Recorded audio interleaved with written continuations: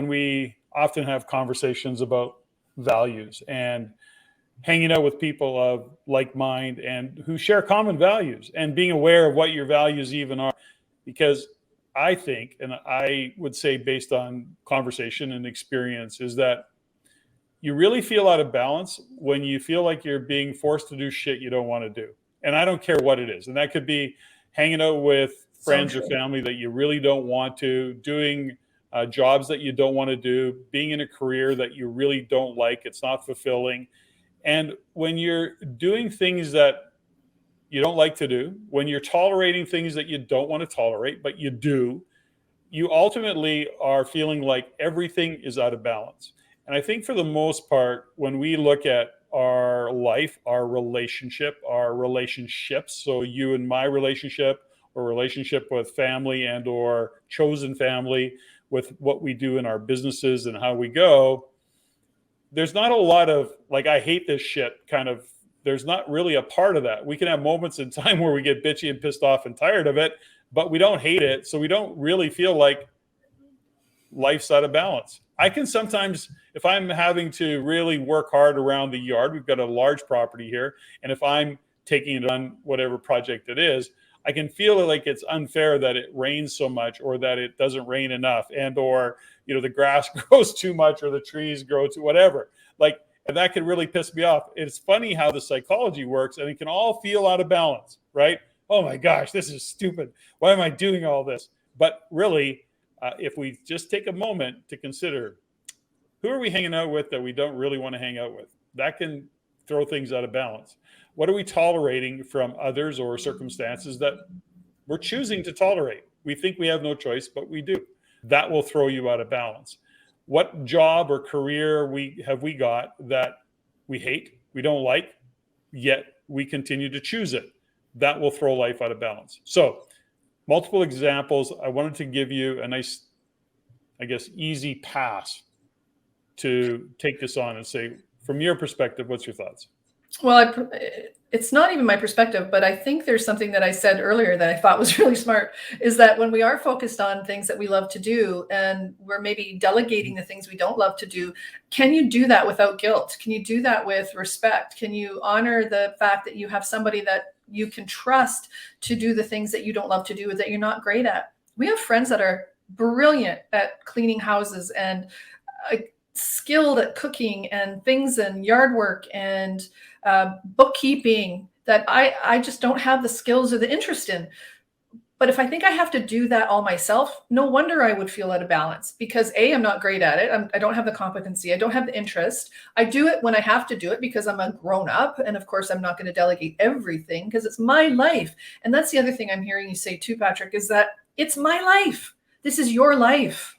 We are the driver of it. We're the CEO. We're in control. If we don't like an experience, we have to receive that feedback and do what we can to change it. But that's been numbed out and it's been dumbed down. And I really want it. I get excited when I think about helping people reconnect to what they love to do. If you're not doing, and I'm not saying what you love to do all the time, 24/7, but what lights you up? Like in this moment, as hard as it is to get the tech going for these podcasts and my ADD and my lack of organization, we always seem to pull it together because you have very grounded energy. And I saw you even this weekend just work so hard physically to get our home looked after. It inspired me to do the same and make sure that I'm looking after the details I need to look after. And then I'm getting help, asking for help where I need it. Because you know what? Life is short. And, sometimes things can be hard. And I always say to my clients, choose your hard. Life is hard, or skating's hard, but winning's hard, but so is losing.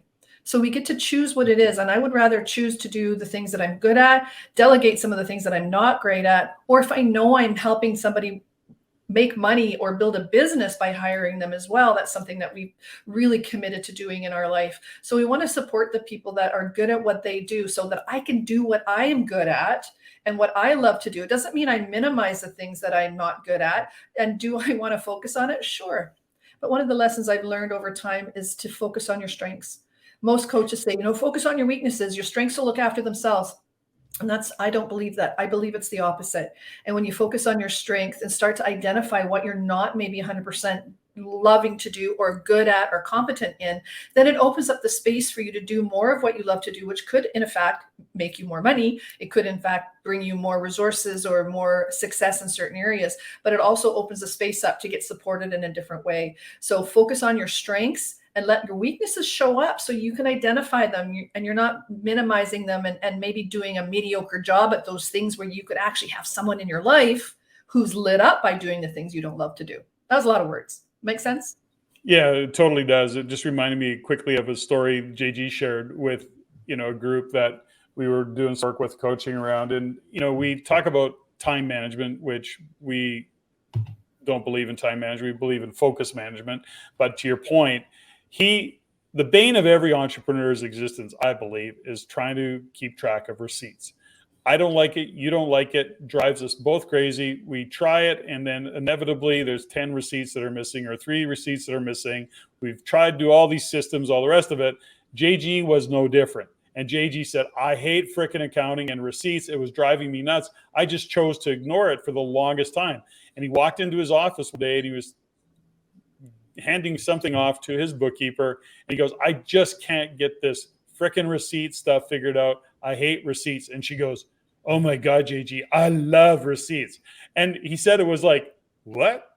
And she said it was such passion. I love receipts. I like getting them and organizing them and doing all these things. And he's just couldn't even wrap his brain around somebody who could love receipts. And it wasn't that she loves receipts. She loves the process. She loves the balancing. She loves the collecting and putting them all together so they all make sense. So guess what? She now looks after all his receipts, and to the degree that she'll go, give me the keys to your truck because I think there's probably some receipts laying on the floor there somewhere. And he's going, yeah, probably. So the point is that she loves receipts. He hates it. He didn't ever think that anybody could love receipts because he hates it. It makes no sense to him.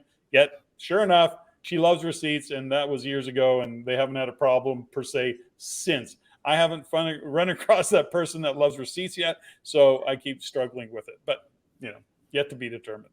Well, we all have our cross to bear, don't we, Patrick? We do.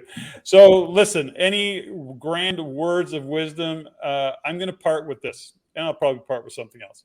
And that is, life balance is bullshit.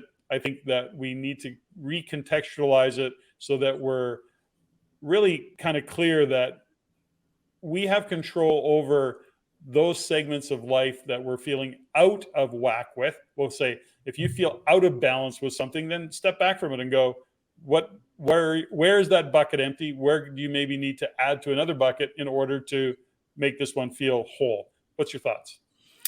Yeah, I was going to go in a different direction, and I appreciate you saying that, because when we start to judge ourselves for what we're not doing or not good at, or hating receipts or not being good at yard work or whatever it is, then we start to really beat ourselves up. And that's where I think the values conversation come in.